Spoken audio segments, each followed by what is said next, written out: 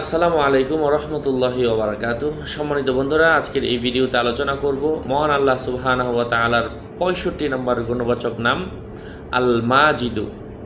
তো যাদের মন সবসময় খারাপ থাকে, মন মরা থাকে, অনেকের চেহারা দেখলেই মনে হয় মন খারাপ, তার মনে হয় কিসের না কিসের কষ্ট।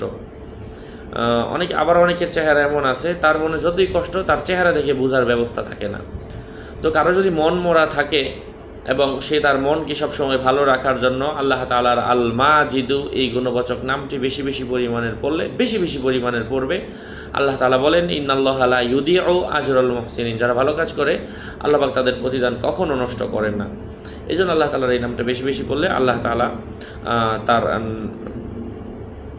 এই নষ্ট করবেন না ইনশাআল্লাহ, এবং তার মনে সর্বদা সম্মান